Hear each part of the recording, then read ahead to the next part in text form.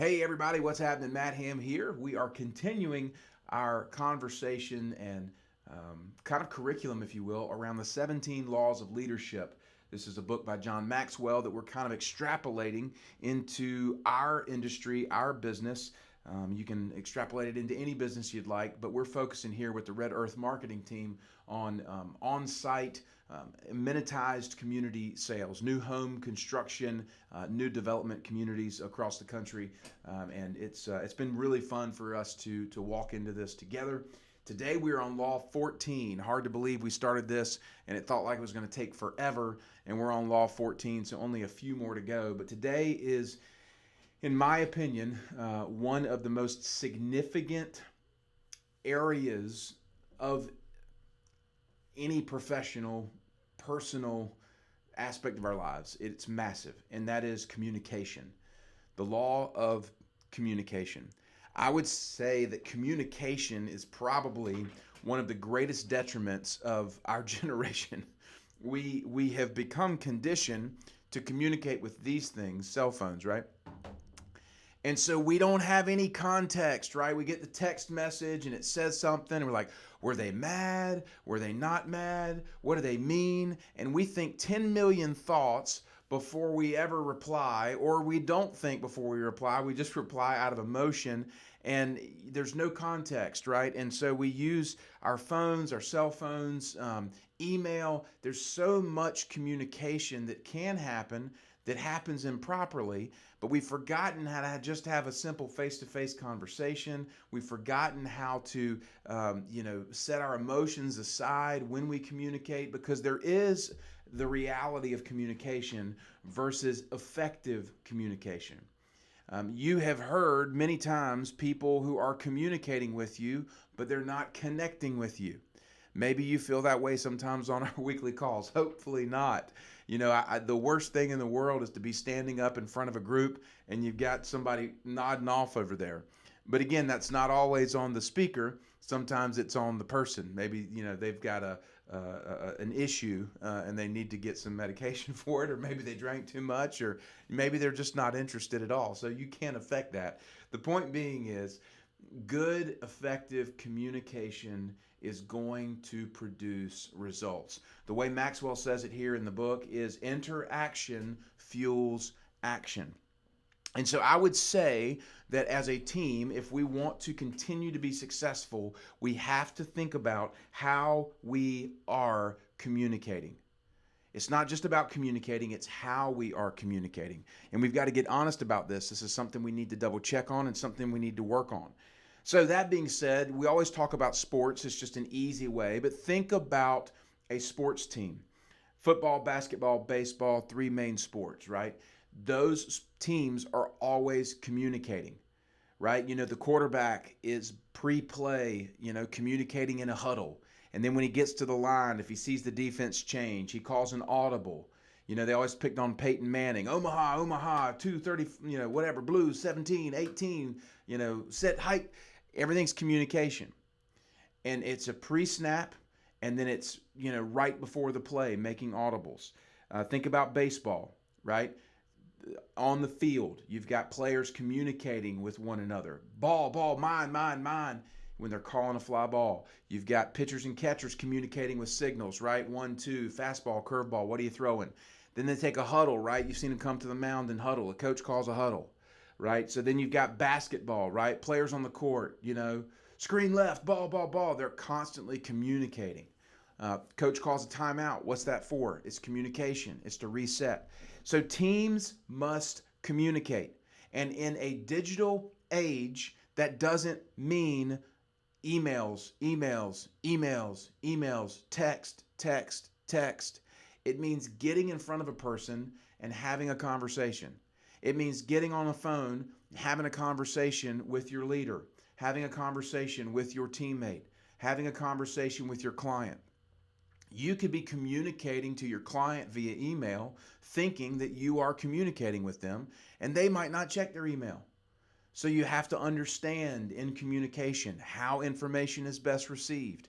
There's so many things that we could go into here, and I don't want to get off on any rabbit trails. But I want to highlight a couple of things here that I think we can focus on when it comes to our communication and how we do it, and the most effective ways to do it. The first thing I would say is a lot of times folks don't communicate because they are afraid.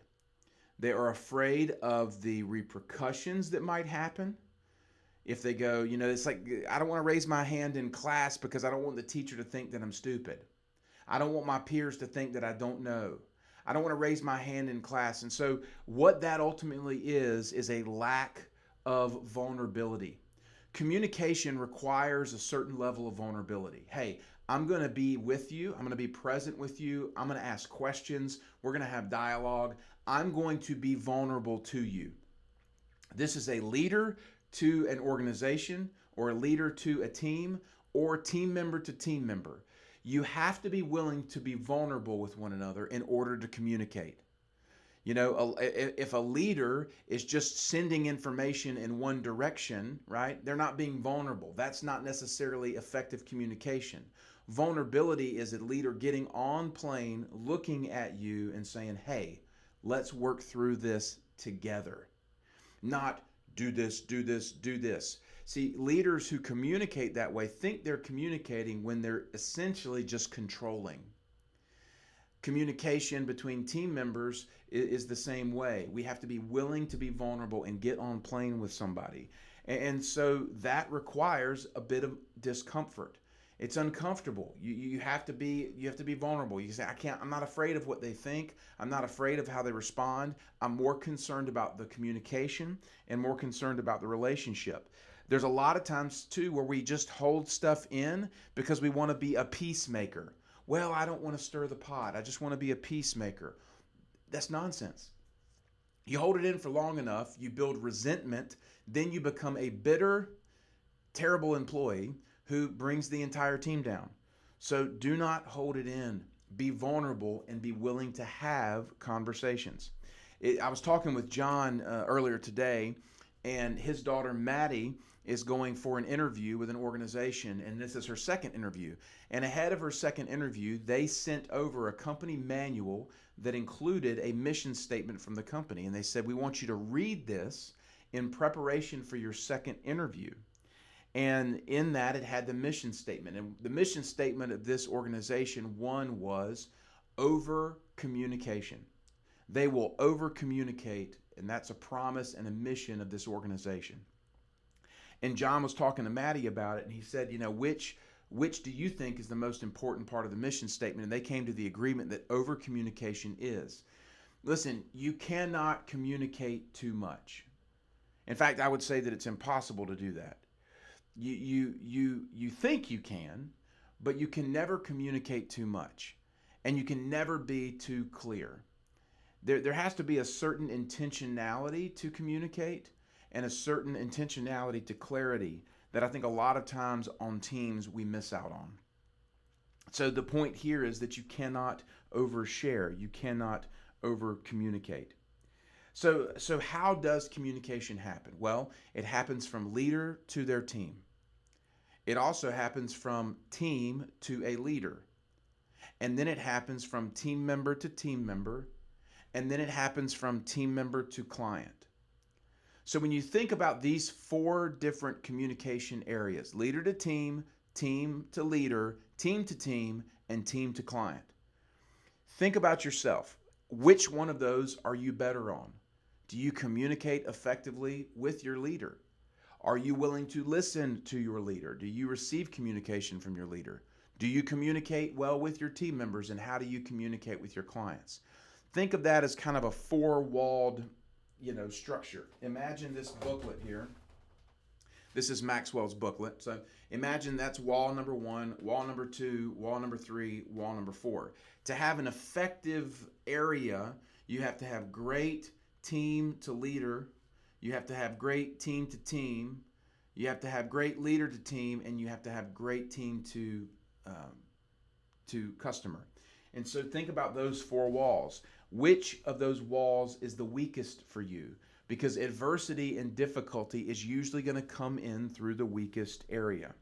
So, number one, be vulnerable enough to have conversations, be willing to communicate. Number two, understand the different relationships that are being communicated, right?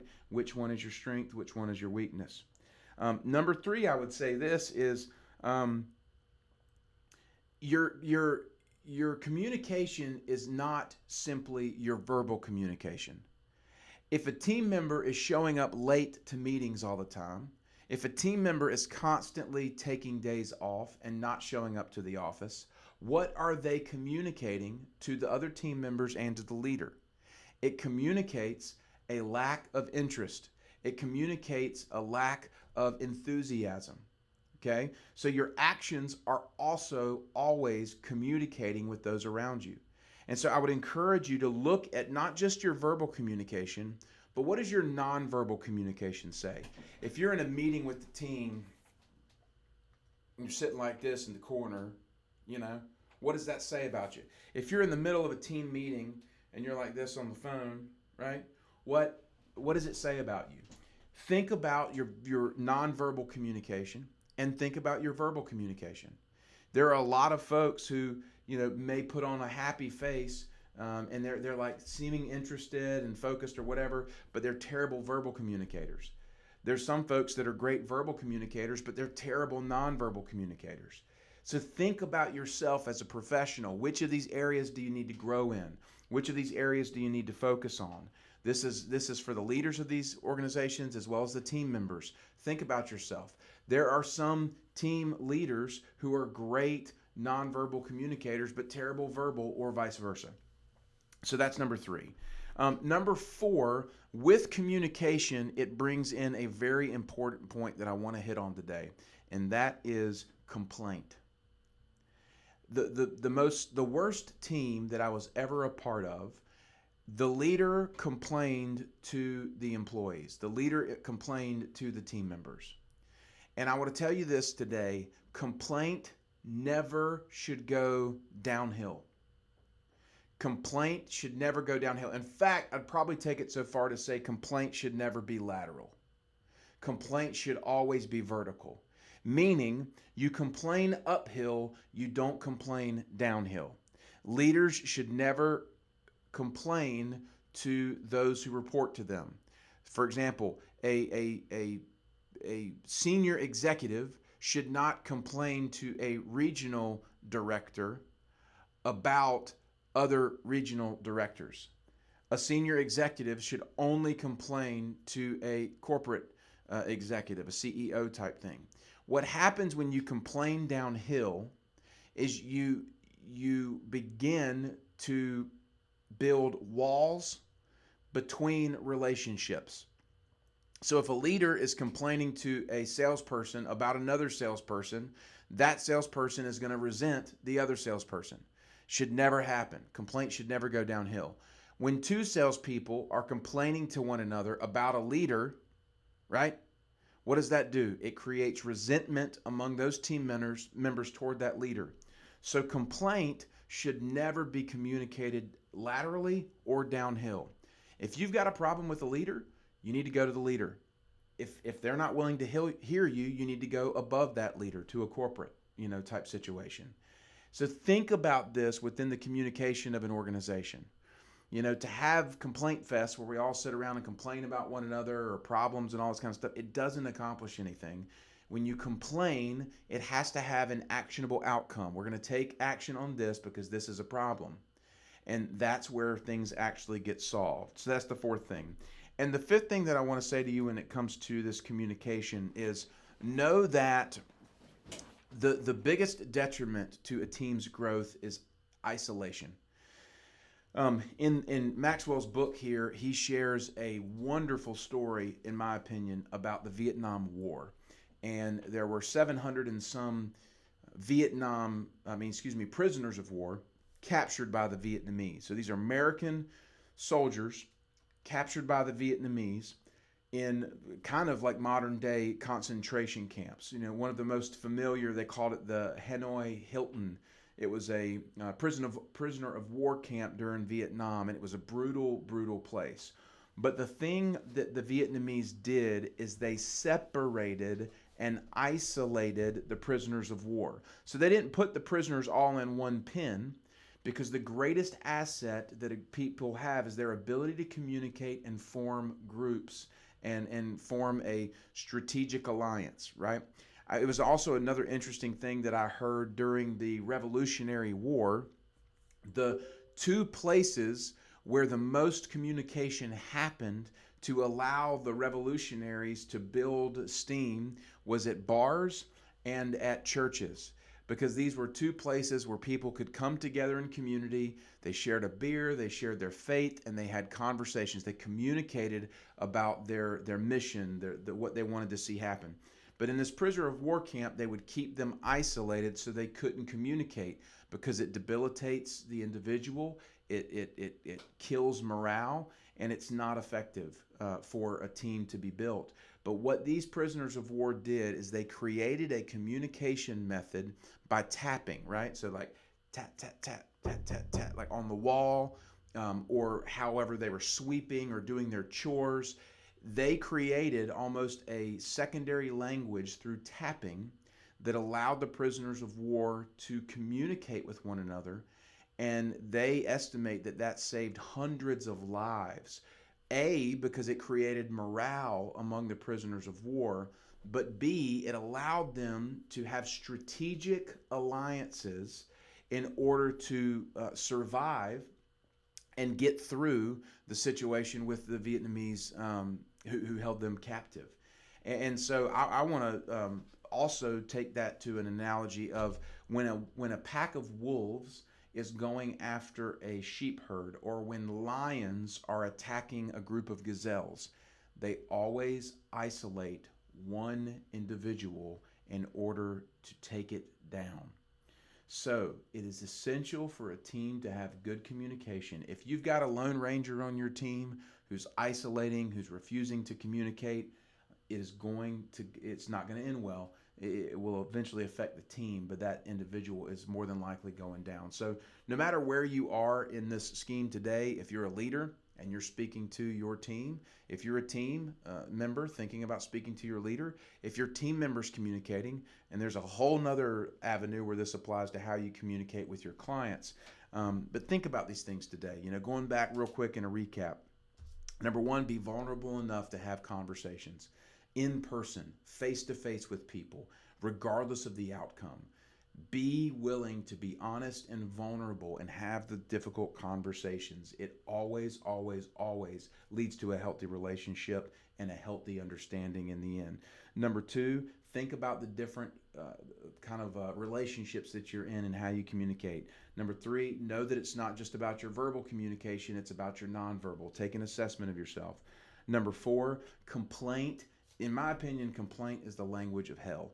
That's something we say at our organization. Doesn't mean you can't complain. It means complaint needs to have a direction. And that direction needs to be uphill, and it needs to be toward a solution. It doesn't need to be downhill toward blame and toward a downward spiral. And the last thing is we cannot isolate ourselves. We need to maintain good communication and good relationships. So that is law number 14, the law of communication. Again, lots to say here, but that's a good starting point. Thank you guys so much for jumping on today. We'll be back next week with law number 15. See ya.